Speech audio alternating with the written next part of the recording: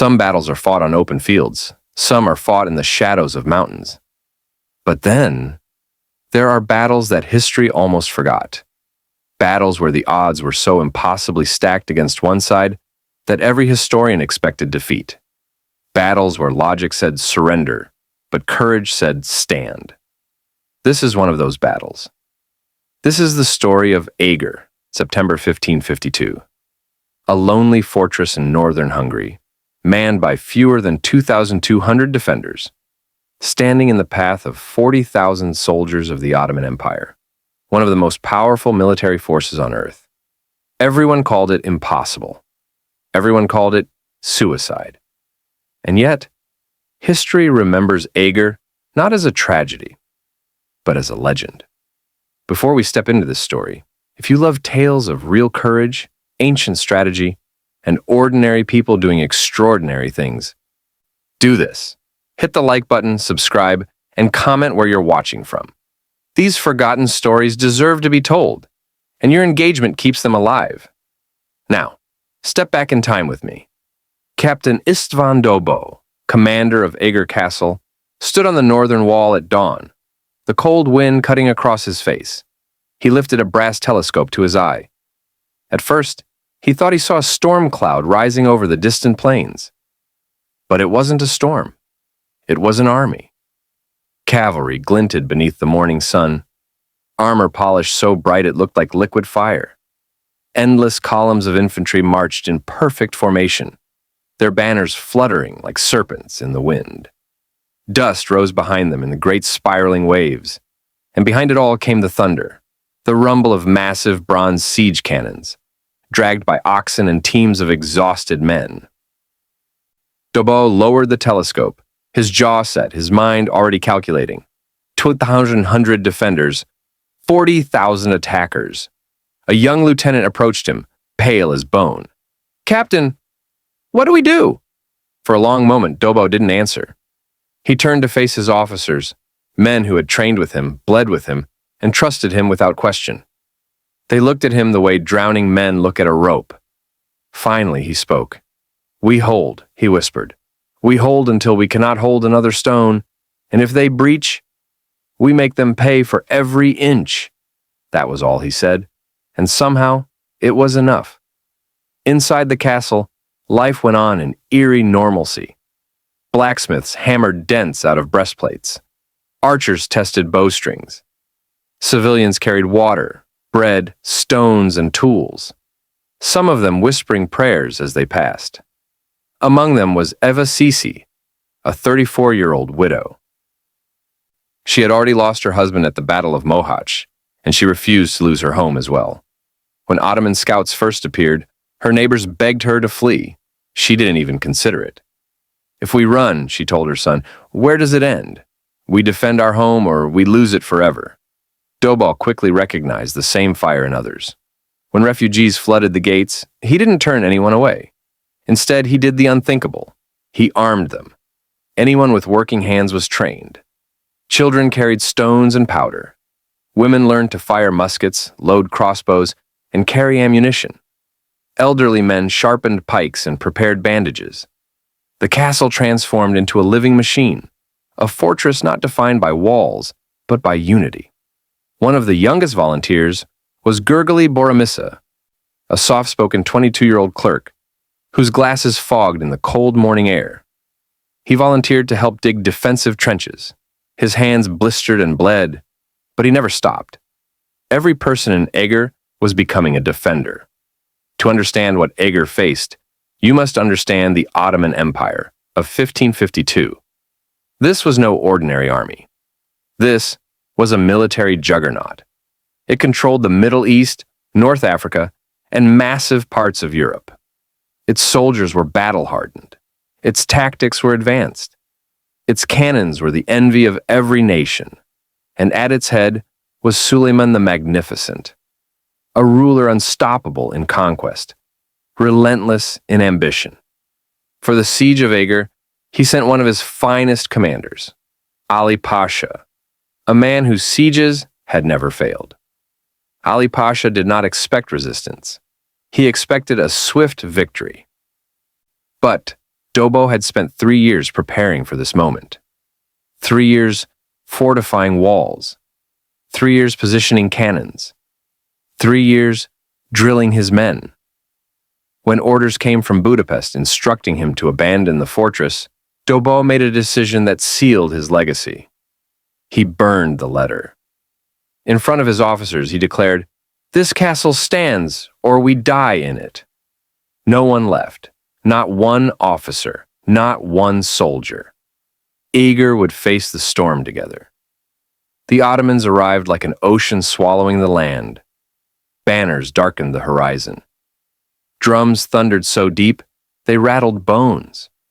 Cannons rolled forward, their bronze surfaces catching the sun like molten metal. On the walls, Dobó raised his sword. "Now! Nothing held back! This is our home! Defend it!" The first cannon fired. The explosion shook the earth. A massive stone ball slammed into the fortress wall, spraying dust and debris across the courtyard. Women screamed, children ducked, soldiers braced themselves. Then the defenders answered. Arrows rained from the battlements. Cannons thundered back. Muskets cracked like lightning. The Ottomans expected Eger to fall in a day. It wouldn't fall in 10. By the second day, the siege became an endless nightmare. Cannonballs tore through towers. Explosions shook the earth. Dust choked every breath. And still, the defenders repaired the walls, patching stone with timber, sandbags, and whatever they could find. Women carried ammunition to the front line under fire. Children hauled stones and powder. Old men tended wounded soldiers, their hands shaking but determined. One woman, remembered only as Margit, sprinted through a breach carrying a barrel of flaming pitch. With a roar, she rolled it straight into a cluster of Ottomans. The explosion sent fire cascading across the attackers. Her courage electrified the defenders. Even the Ottomans hesitated. Inside Eger, fear existed, but hope lived too. Dobó walked the walls every night, covered in dust and sweat, giving orders with calm precision. Shift left, cannon 3 ready, archers to the parapet. His voice became the fortress's heartbeat. By the 3rd week of the siege, Ali Pasha realized something terrifying. Eger was adapting faster than he could destroy it. No matter how many cannonballs crashed into the walls, no matter how many towers collapsed, no matter how many elite troops he sent, the fortress refused to die. It fought like a living creature. Dobó's strategy was brutal, but brilliant. Every time the Ottomans opened a gap, the defenders swarmed it. Every time a wall cracked, civilians and soldiers rebuilt it by torchlight. Every time morale dipped, an act of courage reignited it. Eger was more than stone, it was unity. Ali Pasha's patience snapped. He unleashed the Janissaries, 10,000 elite soldiers, trained since childhood to obey, without question, and fight without fear. The ground shook under their march. Their war cries echoed through the valley. Their armor glowed red from the rising sun. They hit the walls like a hammer. Ladders slammed against battlements. Arrows darkened the sky. Smoke coated the air in a choking fog. Dobó had anticipated this. Defenders armed with muskets fired point blank into the first wave of climbers. Archers rained arrows. Boiling water poured off the parapets, scalding men as they climbed. Stones and burning pitch crashed onto packed formations. Women fought alongside the soldiers, loading muskets, hauling water, carrying ammunition, even throwing rocks when weapons ran out. Children sprinted between walls with powder and messages, too fast and small for enemy sharpshooters to hit. The Janissaries came again, and again, and again. But each wave broke against Eger, like waves against a cliff. Ali Pasha could scarcely believe it. His elite troops, his pride, were being thrown back by farmers, clerks, blacksmiths, widows, and children. His frustration boiled into rage. By early October, the siege had drained both sides. Winter was approaching. Supplies were dwindling, but Ali Pasha refused to retreat without one last all-or-nothing attack. At dawn, The final assault began. Fog rolled across the battlefield thick and ghostly. Drums thundered like a heartbeat. Tens of thousands of Ottoman soldiers surged forward from the mist. Every cannon fired. Every musket cracked. Every defender, man, woman, or child, took their place on the walls. "Now!" Dobó roared. "For Eger!" The courtyard shook as defenders rushed to every breach. Ladders slammed against the stone. Siege towers rumbled forward. Explosions lit the fog in orange flashes. Ottoman sappers detonated mines beneath the walls, throwing debris into the air and creating gaps in the defenses. Janissaries swarmed the breaches like ants over a carcass. But Eger refused to break. Women poured boiling oil over attackers.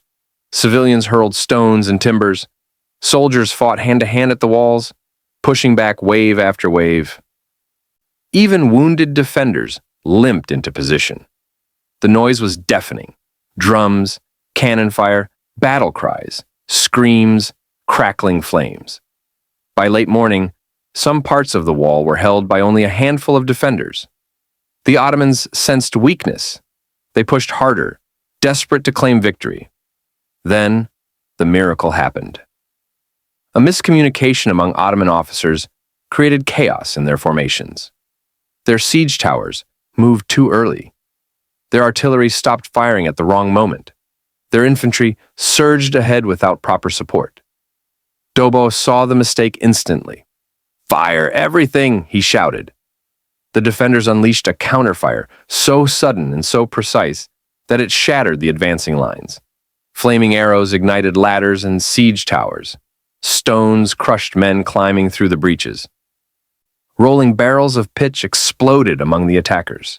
Screams echoed across the hills. The Ottomans faltered. Then they panicked. Janissaries were caught between collapsing siege lines and the defenders' desperate counterattack. Infantry units retreated. Cavalry pulled back to avoid friendly fire. Officers shouted contradictory orders.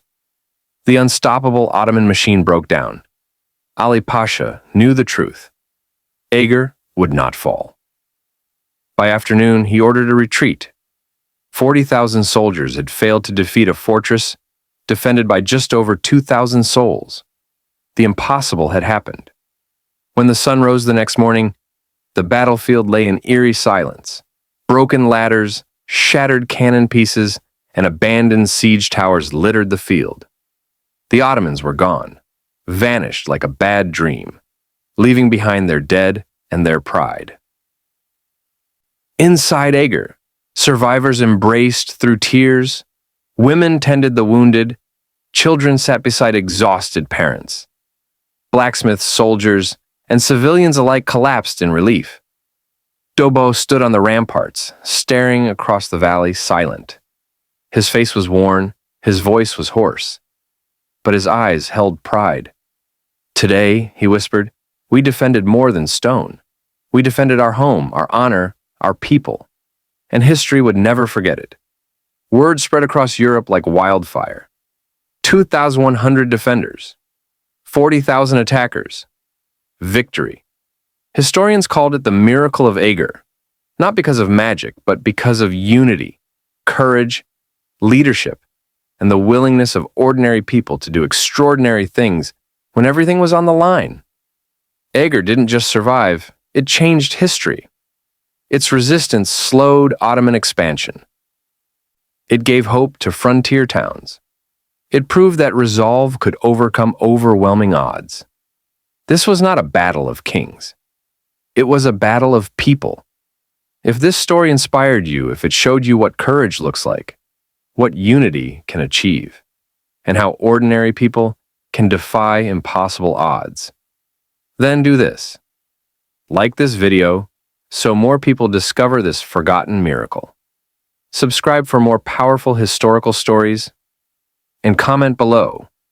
Which hero of Eger inspired you the most? Let's keep their story alive. Let's carry their courage forward. Because in a world where the odds often feel impossible, the siege of Eger reminds us of one timeless truth. Ordinary people can achieve extraordinary things when they refuse to surrender. And now, this story is yours to share.